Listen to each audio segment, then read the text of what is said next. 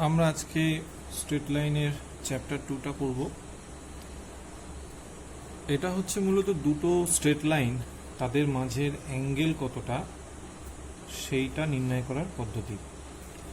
তো সাপোজ এটা একটা স্ট্রেট লাইন এবং এটা একটা স্ট্রেট লাইন 3D স্পেসে।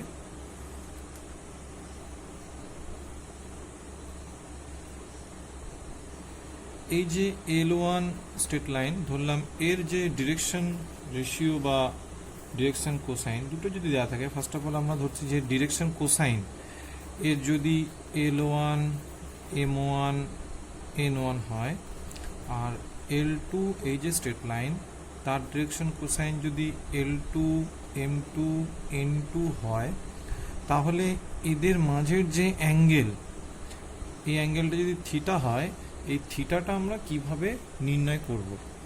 এখন আমরা জানি যে কোনো একটা ভেক্টরের বা একটা স্ট্রেট লাইনের দিক অনুপাত বলে দেওয়া মানেই সেই স্ট্রেট লাইনটাকে আমি ভেক্টর হিসাবে রিপ্রেজেন্ট করতে পারি। তো ফার্স্ট L1 স্ট্রেট লাইনটাকে যদি আমি ভেক্টর আকারে রিপ্রেজেন্ট করতে চাই, তাহলে এটা আমি পাবো L1I plus M1J plus N1K। Similar এটা L1টা হয়ে যাবে। সিমিলার L2 যে স্ট্রেট লাইনটা সেটা আমি পাবো L2I plus M2J plus N2K। এখন আমরা ডিরেকশন কোসাইন ডিরেকশন রেশিও চ্যাপ্টারে বলেছিলাম যে দুটো ভেক্টর যদি এরকম হয়, তাদের দিক অনুপাত বলা থাকে, তাহলে তাদের মাঝের অ্যাঙ্গেল সেটা আমরা সহজেই বের করতে পারি। এবং সেখানে একটা ফর্মুলা ছিল যে cos theta is equal to L1 L2 plus M1 M2 plus N1 N2। তো বেসিক কনসেপ্টটা একই। ডিরেকশন কোসাইন আমি ওর জন্যই ওখানে বলেছিলাম যে এই চ্যাপ্টারটি বুঝতে পারলে বাকিগুলো অতি সহজেই বোঝা যাবে, কারণ ডিরেকশন কোসাইন কনসেপ্ট ক্লিয়ার থাকলে স্ট্রেট লাইন আর কিছুই নয়। স্ট্রেট লাইনে যদি ডিরেকশন কোসাইন দেওয়া থাকে, স্ট্রেট লাইনকে আমরা একটা ভেক্টর হিসেবে ট্রিট করছি, তো ওর যা ফর্মুলেশন আছে স্ট্রেট লাইনের ক্ষেত্রে একই ফর্মুলেশন হবে। তার মানে cos theta equal to this এইটা।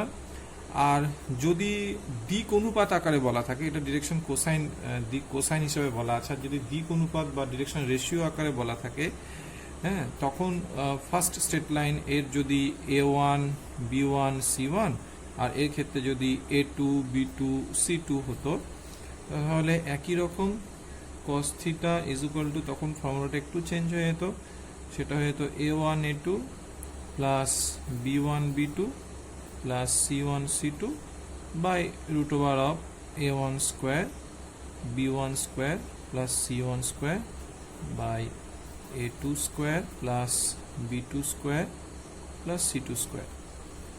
ঠিক আছে, তো এবার এখান থেকে আমরা দুটো কন্ডিশন ডিরাইভ করতে পারি যে দুটো স্ট্রেট লাইন যদি পারপেন্ডিকুলার হয়, তাহলে অবভিয়াসলি তাদের মাঝে অ্যাঙ্গেল 90 ডিগ্রি, দ্যাট ইজ এই cos থিটার যে ভ্যালুটা সেটা 0 হবে। তাহলে if L1 is perpendicular on L2, দেন আমি কি পাবো, দুটো condition, either L1 L2 plus M1 M2 plus N1 N2 equal to 0। Direction cosine আকারে থাকলে এটা হবে, আর যদি ডিরেকশন রেশিও আকারে থাকে তাহলে A1 A2 plus B1 B2 plus C1 C2 is equal two 0। ঠিক, আর একই রকম কনসেপ্ট ছিল যে আমরা জানি দুটো প্যারালাল ভেক্টর তাদের ডিরেকশন কোসাইন বা ডিরেকশন রেশিও যেগুলো, তাদের অনুপাতগুলো সমানুপাত হয়। তো এখানেও তাই, দুটো straight line if L1 is parallel to L2, যদি দুটো প্যারালাল হয়, তাহলে আমি কি পাবো যে either L1 by L2 is equal to M1 by M2 is equal to N1 by N2, or যদি ডিরেকশন রেশিও হিসাবে থাকে তাহলে A1 by A2 is equal to B1 by B2 is equal to C1 by C2। তো এইটা দেখে আমি define করতে পারবো যে স্ট্রেট লাইন দুটো পারপেন্ডিকুলার হবে না প্যারালাল হবে। তো এটা ইজি কনসেপ্ট, এটা আমরা আগেই করেছি। এবার এর উপরে আমরা কিছু প্রবলেম করব। আরেকটা জিনিস বলে রাখি যে দুটো স্ট্রেট লাইন যদি ভেক্টর ফরম্যাটে থাকে তাহলে suppose r is equal to a1 plus lambda 1 b1 and r is equal to a2 plus lambda b2, এই ভেক্টর দুটো যদি ভেক্টর ইকুয়েশন আকারে থাকে দুটো স্ট্রেট লাইন, তাহলে আমরা দুটো উপায় করতে পারি। এক তো ভেক্টর ইকুয়েশন থেকে কার্টেসীয় ইকুয়েশনে নিয়ে গিয়ে তারপর ডিরেকশন কোসাইন ডিরেকশন রেশিও রেসপেক্টে অঙ্কটা করতে পারি। আদারওয়াইজ এখান থেকে আমরা জানি যে এই যে b1 ভেক্টরটা এটা কি ওই দিক কোসাইন যেটা, হ্যাঁ মানে স্ট্রেট লাইন যেটা, সেই স্ট্রেট লাইনের প্যারালাল যে ভেক্টরটা ছিল সেই ভেক্টরটা b1 হয়, ঠিক? তো আমরা এখানে ওই b1 আর b2 এই দুটো ভেক্টরের মাঝের যে অ্যাঙ্গেল হবে সেটাই আলটিমেট এই স্ট্রেট লাইন দুটোর মাঝের অ্যাঙ্গেল হবে। তো সেই রেসপেক্টে আমরা এখানে ডট প্রোডাক্টের যে ফর্মুলাটা ছিল সেখান থেকে আমরা এটা বলতে পারি যে cos theta is equal to b1 dot b2 by mod of b1 into mod of b2। এই ফর্মুলাটা আমরা আগেও করেছি। তো এই ফর্মুলা দিয়েও একই ব্যাপার, আমরা যদি মানগুলো বসাই তো আগের যে ফর্মুলাটা পেলাম সেটাই পাবো আলটিমেটলি, ঠিক? তো এই ফর্মুলা দিয়েও আমরা ওইভাবে অঙ্কটা করতে পারি। আমরা এখানে দীর্ঘর একের অঙ্কটা নিয়েছি। বলছে 1 2 3 বিন্দুগামী যে সরলরেখাটি, এই যে সরলরেখা এর সাথে সমান্তরাল তার কার্তেজীয় সমীকরণ নির্ণয় করতে হবে। এখন আমরা জানি যে একটা সমান্তরাল সরলরেখা কি হয় তাদের, তো এখন এই সরলরেখার সাথে সমান্তরাল যে কোনো সরলরেখার দিক কোসাইন সমূহ, তো এই 1 নং সরলরেখার আগে দিক অনুপাতগুলো আমরা নির্ণয় করব, কারণ আমরা জানি যে এর সাথে সমান্তরাল যে কোনো সরলরেখার দিক অনুপাত এর যা দিক অনুপাত সে একই হবে। তো এটাকে কার্তেজীয় মানে যেটাকে আমরা সিমেট্রিক ফর্ম বলছি, সিমেট্রিক ফর্মে আনতে গেলে সেটা খেয়াল রাখতে হবে যে এক্স ওয়াই জেড এর সাথে কিন্তু কোনো সহগ থাকা চলবে না। তাহলে এই যে এখানে আছে আমি 2 দিয়ে উপর নিচে ভাগ করে দিচ্ছি, তো এটা হয়ে যাবে x minus 3/2 is equal two, এটাকে একটা মাইনাস কমন নিয়ে লিখছি y মাইনাস 6/-3, আর এটাকে 7 দিয়ে যদি ভাগ করে দিই তাহলে z মাইনাস 3/7/2, ঠিক আছে? এখন এই স্ট্রেট লাইনের দিক অনুপাতগুলো আমরা পেয়ে গেলাম কি কি, 2, -3 এবং 2। তো যেই সরলরেখাটা আমরা চাইছি যেটা এই সরলরেখার সমান্তরাল তার দিক অনুপাতও 2, -3, 2 হবে, ঠিক না? তো আমি এটাকে 1 নম্বর দিচ্ছি। 1 2 3 বিন্দুগামী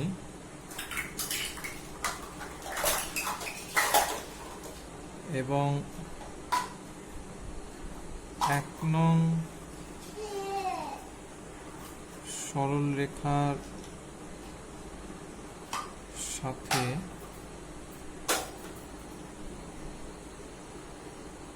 সমান্তরাল সরলরেখার সমীকরণ হবে, এটা আমার x1 y1 z1 এর কাজ করবে আর এগুলো a b c। So x minus 1/2 is equal to y minus 2/-3 is equal to z minus 3/2। Easy. আমরা দীর্ঘর 2 এর অঙ্কটা নিচ্ছি। এখানে বলছে যে -i plus 2j plus k এই অবস্থান ভেক্টর বিশিষ্ট একটি বিন্দু এবং সেই বিন্দু দিয়ে বিন্দুগামী একটা সরলরেখা যেটা কিনা এই সরলরেখা এবং এই সরলরেখার সাথে লম্ব, তার সমীকরণ নির্ণয় করতে হবে এবং তার ভেক্টর সমীকরণও নির্ণয় করতে হবে। তো আমরা প্রথমে কার্তেজীয় সমীকরণটা নির্ণয় করব। এখন এই অবস্থান ভেক্টর বিশিষ্ট মানে -1 2 1 এই বিন্দুগামী। এখন এই বিন্দুগামী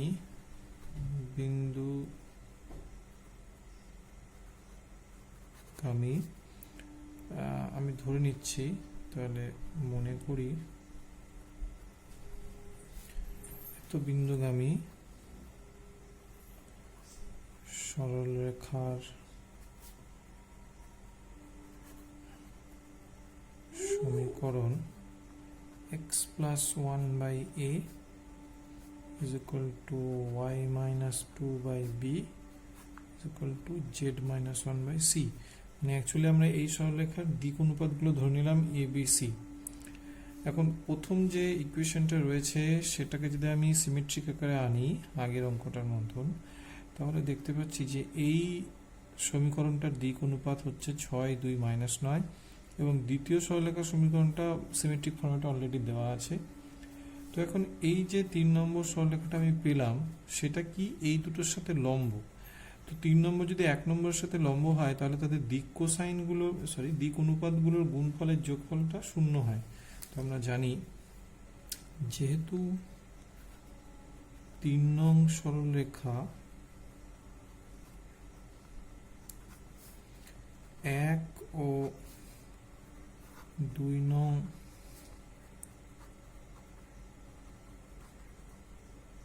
সরলরেখার সাথে লম্ব, অতএব কি পাবো 6a plus 2b minus 9c is equal to 0, এটা একটা প্রোভাইড করবে। আর 3 আর 2 থেকে আমি পাচ্ছি -3a plus 2b plus 5c is equal to 0। এখন এই দুটো থেকে আমরা বর্জ্যগুণন পদ্ধতিতে abc এর তিনটে ভ্যালু বের করব। তো first of all a by, এটা আমরা করে থাকি বর্জ্যগুণনের ক্ষেত্রে, b by c by 10 plus 18 b by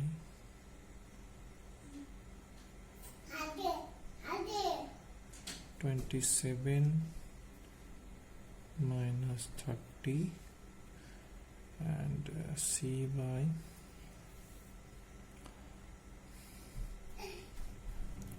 12 plus 6, so ultimately a by 28 is equal to b by -3 is equal to c by 18। তো আমরা কি করব, এই abc এর নিচে যে ভ্যালুগুলো পাচ্ছি সেগুলোই ডিরেক্ট abc এর জায়গায় আমরা বসাতে পারি, কারণ এটা এইভাবে সম্ভব যে তিনটি আমি যদি ইকুয়াল টু কে ধরি, কে ধরলে আমি a সমান 28 কে, b সমান -3 কে, c সমান 18 কে পাবো। তো যখন এই ভ্যালুগুলো নিয়ে আমি 3 নম্বর ইকুয়েশনে বসাবো প্রত্যেকটা থেকে কে ক্যান্সেল হয়ে যাবে, কে ক্যান্সেল হয়ে গেলে ফাইনালি আমি এই ভ্যালুগুলোই পাবো। তো ওই কারণে আমরা ডিরেক্ট নিয়ে নেব। তাহলে এটাকে যদি আমরা 4 নম্বর ইকুয়েশন নাম দিই, therefore 3 এবং 4 থেকে পাই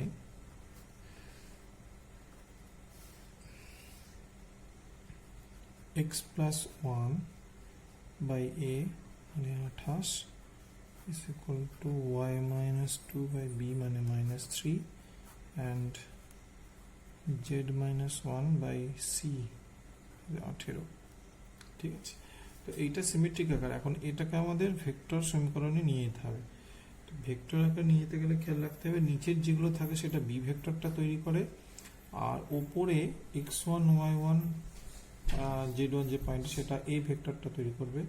তাহলে এর ভেক্টর সমীকরণটা, তো সুতরাং নির্ণয় সরল রেখার ভেক্টর সমীকরণটি হলো r is equal to a, that is minus I plus 2j plus k plus some constant lambda into 28I minus 3k plus 3j plus 18k। কখনো এখান থেকে আমরা 3 কমন নিয়েও সেটা λ/3 করে λ/3 = একটা নিউ কনস্ট্যান্ট দিয়ে করতে পারি। তো চেষ্টা করবো সবসময় পূর্ণ সংখ্যায় রাখা। এইটাই ফাইনাল অ্যান্সার। তো খেয়াল করতে হবে যে এই যে -1 2 1 এই যে বিন্দুটা সেটা এ ভেক্টরের জায়গায় চলে গেল, আর নিচে 28 -3 18 যেটা দিক অনুপাতগুলো সেটা বি ভেক্টরটা তৈরি করে দিল। থার্ড যে চ্যাপ্টারটা রয়েছে সেটা দুটো সরলরেখা পরস্পরকে যে বিন্দুতে ছেদ করছে সেই ছেদ বিন্দু স্থানাঙ্ক নির্ণয় করার বিষয়।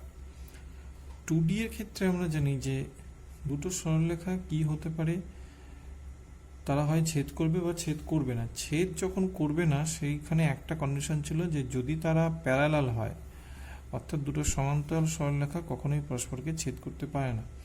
সমান্তরাল সরলরেখা বাদ দিলে বাকি যে কোনো সরলরেখা কিন্তু পরস্পরকে ছেদ করবে, এবং সেক্ষেত্রে আমরা সমাধান করে ছেদবিন্দু স্থানাঙ্কটা পেতাম। 3D এর ক্ষেত্রে কনসেপ্টটা একটু আলাদা। দুটো সমান্তরাল সরলরেখা যেমন 3D এর ক্ষেত্রেও পরস্পরকে ছেদ করে না, আবার সমান্তরাল না হলেও কিন্তু তারা পরস্পরকে ছেদ নাও করতে পারে।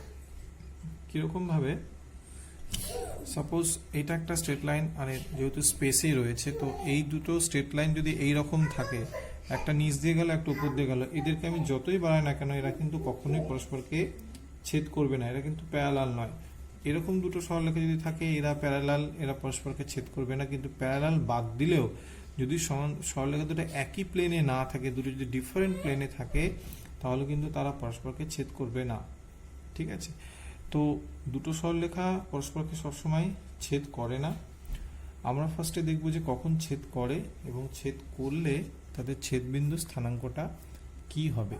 এটা থিওরির থেকে মেন একটা প্রবলেম নিয়ে করলে খুব সহজে বুঝতে পারবো।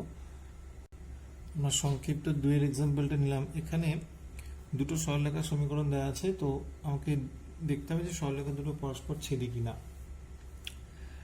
সরলরেখা দুটো সিমেট্রিক আকারে রয়েছে এবং সেখান থেকে আমরা সরলরেখার উপর অবস্থিত যে কোনো বিন্দুর একটা স্থানাঙ্ক বের করতে পারি। আমরা জানি যে তিনটি ইকুয়াল টু সাপোজ ল্যামডা ধরে বা টি ধরে। তো ফার্স্ট অফ অল আমরা যেটা করব যে 1 নং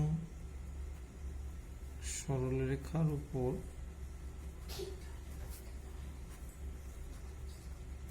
অবস্থিত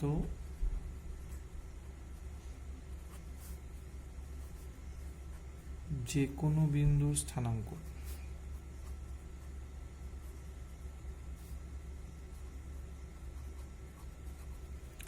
এটা কি হবে?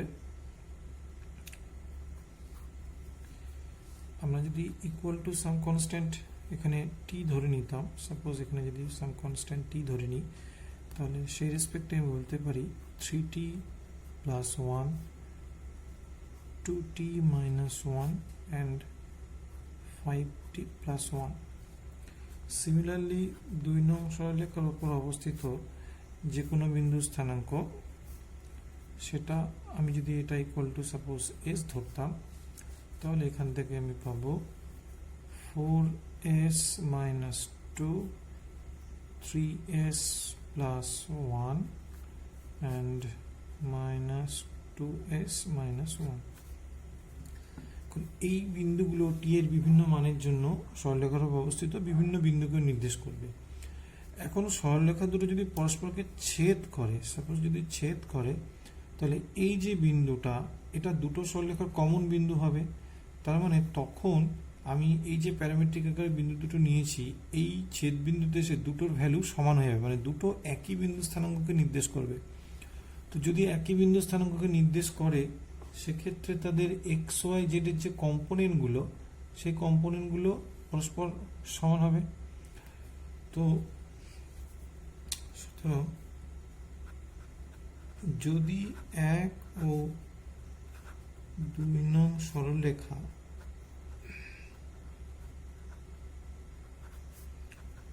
পরস্পরকে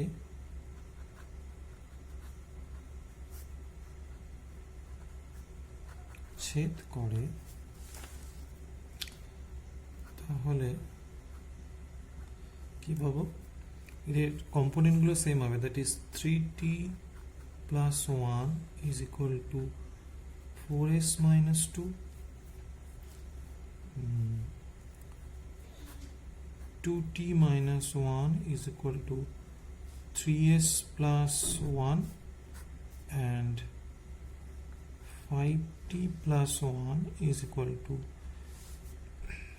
minus 2s minus 1. এখন দেখতে পাচ্ছি এখান থেকে তিনটি ইকুয়েশন জেনারেট করছে। তো এইখানেই প্রসেসটা লুকিয়ে আছে। আমি এই তিনটে ইকুয়েশন থেকে যে কোনো দুটোকে নিয়ে এস আর টি এর ভ্যালুটা সলভ করব। যে ভ্যালুটা পাবো সেই ভ্যালুটা যদি থার্ড ইকুয়েশনকে স্যাটিসফাই করে তাহলে বলবো যে D is equation are consistent. এই ইকুয়েশনগুলো কনসিস্টেন্ট হবে, অর্থাৎ এদের সমাধান আছে, অর্থাৎ তারা পরস্পরকে ছেদ করবে। আর যদি তৃতীয় ইকুয়েশনটা স্যাটিসফাই না করে তাহলে এরা পরস্পর ছেদই হবে না। এটাই প্রসেস। তো ফার্স্টে এখান থেকে আমরা ইকুয়েশন তৈরি করছি, 3t minus 4s is equal to minus 3। Next এখান থেকে পাচ্ছি 2t minus 3s is equal to 2। সবগুলোকে যদি একদিকে নিয়ে আসা যায় তাহলে 3t minus 4s plus 3 is equal to 0, and 2t minus 3s minus 2 is equal to 0। আর এখান থেকে ফাইনালি আমি পাচ্ছি 5t plus 2s plus 2 is equal to 0। তো এই দুটোকে আমরা সলভ করব। t নিচে লিখে নিচ্ছি 2t মাইনাস, বা এখান থেকে যে কোনো একটা ভ্যালু যদি আমি এখানে বসাই তাহলেও হবে, যে কোনো প্রকারে এর সমাধান করলেই হলো। তো আমরা বজ্রগণনা যদি করি তাহলে এর নিচে আমি এটাকে লিখে নিচ্ছি 3s minus 2 is equal to 0, এবং এখান থেকে আমরা t by s by 1 by করে নিলাম। তো 8 plus 9 by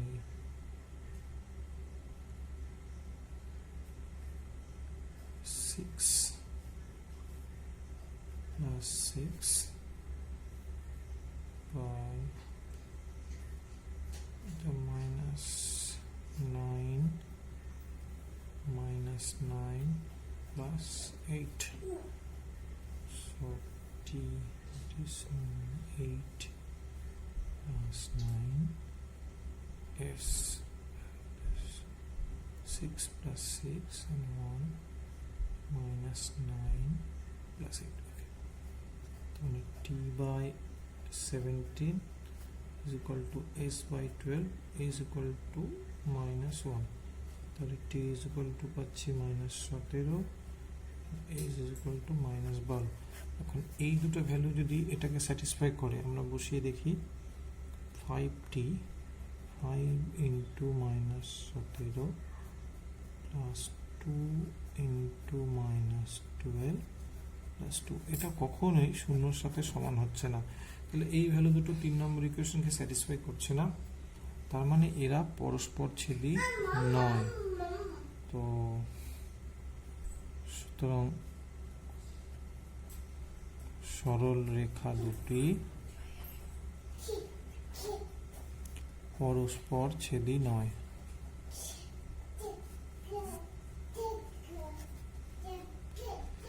যদি ভ্যালুগুলো স্যাটিসফাই করতো তাহলে পরস্পর ছেদি হতো, এবং সেক্ষেত্রে আমরা ছেদবিন্দুটা কিভাবে পেতাম, এই টি অথবা এস যে কোনো একটা ভ্যালু, টি অথবা এস এর যে কোনো একটা ভ্যালুকে নিয়ে আমরা সাপোজ টি এর ভ্যালুটা যদি নিতাম, টি এর ভ্যালুটা নিয়ে যদি আমি এখানে বসালে যেই ভ্যালুটা পাবো, যে বিন্দু স্থানাঙ্কটা পাবো সেটাই ছেদবিন্দু স্থানাঙ্ক। এস এর ভ্যালু যদি আমি এখানে বসাই তো একই বিন্দুকেই এরা ডিফাইন করবে। তো যাই হোক, টি অথবা এস যে কোনো একটা ভ্যালু যদি 3 নম্বর ইকুয়েশনকে স্যাটিসফাই করে, এই দুটোর মধ্যে বসালেই আমি ছেদবিন্দুটা পেয়ে যাবো।